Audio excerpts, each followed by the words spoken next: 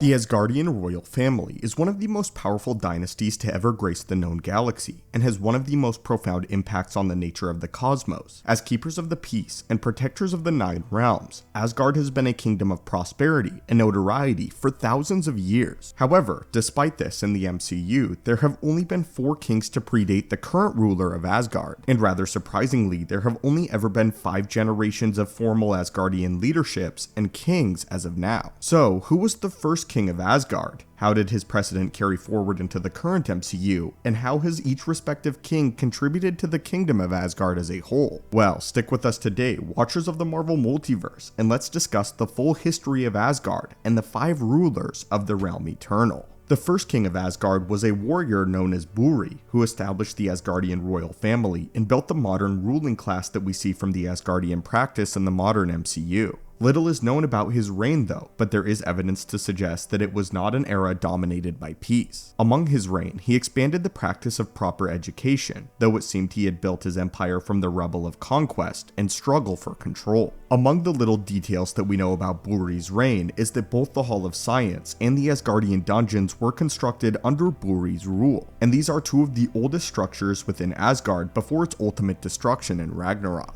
The Asgardian dungeons in particular were an incredibly complex system of high-quality prisons, and this indicates that the transition of power was not entirely peaceful for Buri. If Buri's first order as king was to construct a large network of prisons, then it's almost certain that Buri took the throne of Asgard by force, and imprisoned the numerous dissenters within these large dungeons. Though his history is largely lost, Buri's reign seemed to be particularly bloody, but it gave way to one of the most powerful legacies in the MCU to date, and would actually result in the births of Odin and Thor, and the effects of these struggles are still being felt today.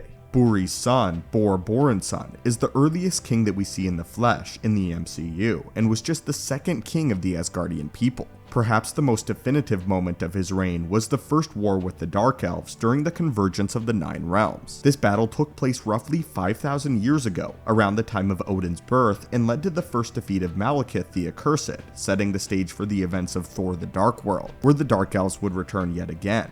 After taking the ether from Malekith and hiding it away, Bor returned to Asgard in order to watch over his people, unaware that during the next convergence, his grandson would once again have to endure the onslaught of Malekith and his forces. As a master tactician and gifted warrior, the most significant era of his rule was marked with the years of conflict, and he was the first known user of Gungnir, the mighty spear that would later be passed down to his son, Odin. Bor would later be slain in battle several thousand years later, leaving the kingdom to his son and the first Allfather we see on the throne, Allfather Odin Boranson. The early days of Odin's rule are shrouded in mystery and deceit, as he sought to bury the history of his lineage. We know that early in the days of his rule, he sired a daughter named Hela, who would grow into one of the most formidable warriors in the history of the 9 realms. Odin would train his daughter to be one of the most ruthless killers and assassins in the galaxy, and the 2 led the forces of Asgard across the cosmos in conquest, laying waste to surrounding realms and pillaging entire planets for themselves. This marks the time of Asgard's greatest expansion. This tightened the iron grip that the 2 had on the 9 realms, and it's widely theorized that during this time, Odin sought the power of the Infinity Stones. While we can't confirm this outright, we have published multiple theories regarding whether or not Odin sought the Infinity Stones for himself, and how many of the stones he managed to collect before abandoning his quest, and why.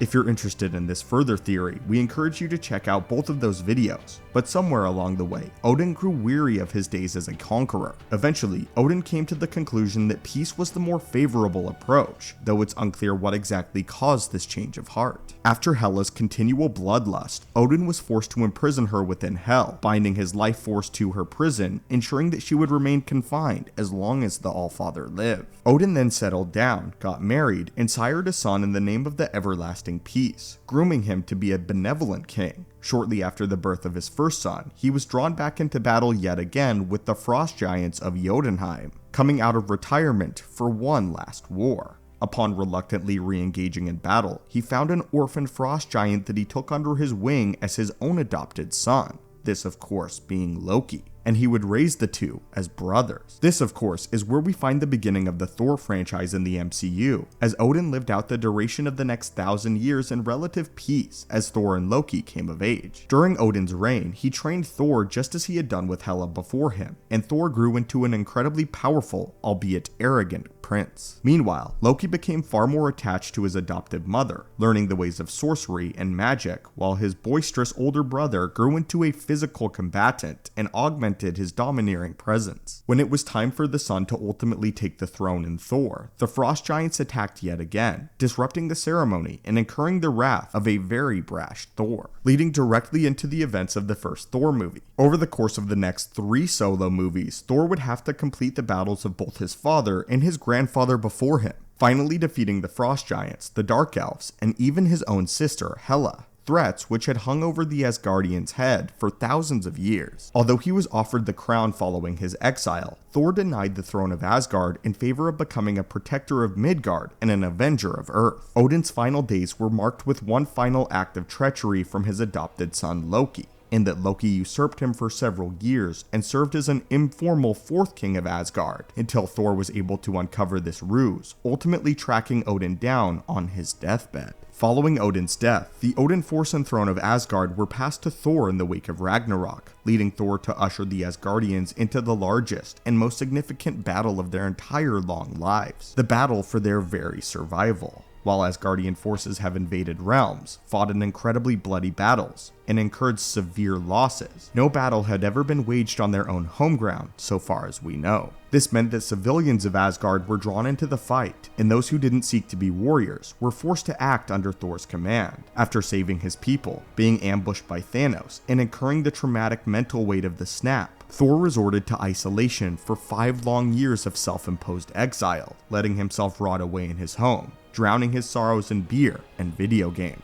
As Thor battled his depression, his greatest threat yet, and the weight of his failure, he left the remainder of his people to essentially fend for themselves under Valkyrie's informal leadership in New Asgard. After the events of Avengers Endgame, the throne was passed down yet again, and this time the transition of power was not marked by the death of a former king. As it stands, Valkyrie is now the 5th official ruler of the Asgardian people, and the first to not be related by blood to the former royal family. Though the full effects of her reign have yet to be seen on the modern MCU landscape, we do have some hints as to what she might have in store for us in the realm eternal. In Love and Thunder, we see Valkyrie attending what appears to be international conferences, perhaps to integrate Asgard more seamlessly into Earth as an official nation, opening up trade routes and partnerships with other nations of Earth. We see that New Asgard seems to be thriving in new Love and Thunder trailers, indicating that she might have opened the realm to tourism and international trade, bringing in a steady stream of income that has allowed her to support her newfound nation. While we don't know exactly what Love and Thunder has in store for us, it's clear that she has not abandoned her warrior ways, as we see her battling Gore the God Butcher and enduring the weight of diplomacy at the same time.